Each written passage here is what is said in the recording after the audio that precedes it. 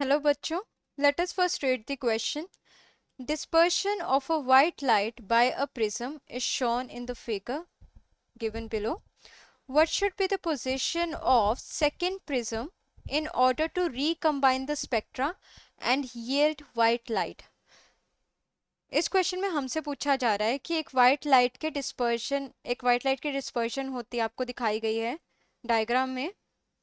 तो हमें इनमें से कौन सी पोजीशन में दूसरा एक प्रिज्म रखना पड़ेगा इसके साथ में, ताकि ये जो स्पेक्ट्रा है, इन सब टर्म्स का हम मतलब समझेंगे। ये जो स्पेक्ट्रा है वो रिकम्बाइन कर ले और हमें वाइट लाइट मिल जाए। तो इस क्वेश्चन में हो क्या रहा है, पहले एक वाइट लाइट आपने स्ट्राइक की प्रिज्म से। आपको पता है कि वाइट लाइट कैसे कन्वर्ट हो जाती है, किसी एंगल पे कलर्स के निकलने की वजह से वो एक स्पेक्ट्रम में कन्वर्ट हो जाती है। अभी मतलब मैं समझाऊंगी इस वर्ड का। और फिर आपको एक कलरफुल सा, एक रेनबो कलर्स का एक वो कॉम्बिनेशन मिल जाता है। तो ये तो आपको दिखाया। अब हमें इस वाइट लाइट को, पहले हमने वाइट लाइट को स्पेक्ट्रम में कन्वर्ट किया, अब हम स्पेक्ट्रम से वाइट लाइट को कन्वर्ट करने के लिए इनमें से कौन सी पोजीशन में हमें प्रिज्म रखना चाहिए, आपसे ये पूछा जा रहा है। की कॉन्सेप्ट में सबसे पहले हम कुछ टर्म्स का मतलब समझेंगे इसमें, की कॉन्सेप्ट, ताकि आप क्वेश्चन को अच्छे से समझ पाए। डिस्पर्शन क्या होता है? Dispersion is the splitting of white light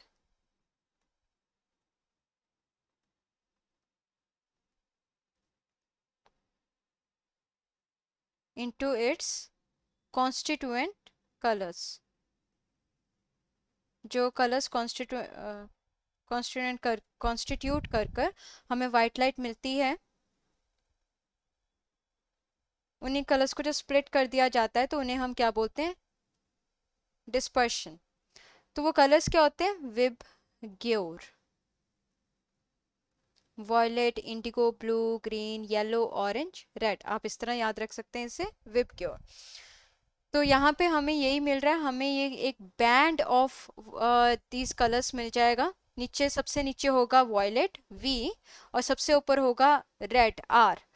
तो इस बैंड को हम क्या बोलते हैं? ये जो हमें कलर्स का बैंड मिल जाएगा, band of this 7 colours, band of these 7 colours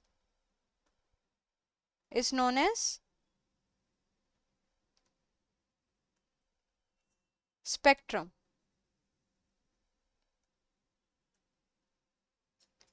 तो इसी को हम क्या बोलते हैं? हम स्पेक्ट्रम बोलते हैं। अब आप दोबारा क्वेश्चन अगर रीड करेंगे, आपको अगर पहले नहीं समझ आया था क्वेश्चन, तो अब अच्छे से समझ आ जाएगा कि डिस्पर्स हो रही है, मतलब स्प्लिट हो रही है वाइट लाइट, और हमें दोबारा से जो स्पेक्ट्रम मिल रहा है उसे, स्पेक्ट्रम को दोबारा से वाइट लाइट में कन्वर्ट करना है, तो किस पोजीशन में रखना होगा। ये एक्सपेरिमेंट सबसे पहले न्यूटन ने किया था और उन्होंने एक पोजीशन बताई थी जिसपे रखने से हमें दोबारा से जो बैंड ऑफ कलर्स था वो चेंज हो गया था वाइट लाइट में ही। उन्होंने क्या कहा था? उन्होंने ये बोला था कि इसी प्रिज्म के पैरेलल में जाके अगर आप प्रिज्म रख देंगे, सेम प्रिज्म जिसका एंगल सेम होगा प्रिज्म का, पैरेलल में, तो हमें क्या मिल जाएगा?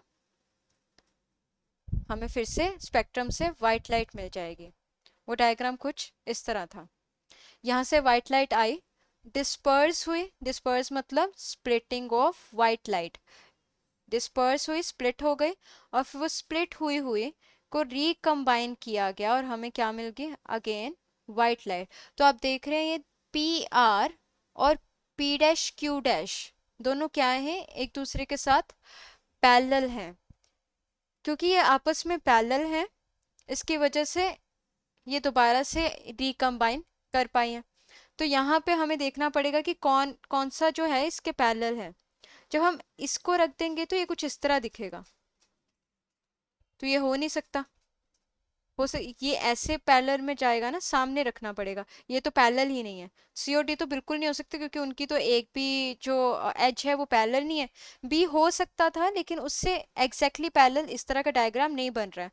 तो हमारा कौन सा करेक्ट ऑप्शन हो गया? Option A. मतलब कि जब प्रिज्म को ऑप्शन ए की तरह रखा जाएगा, तभी हमें क्या मिल जाएगी? स्पेक्ट्रम से white light. Hope you understood it well. Thank you.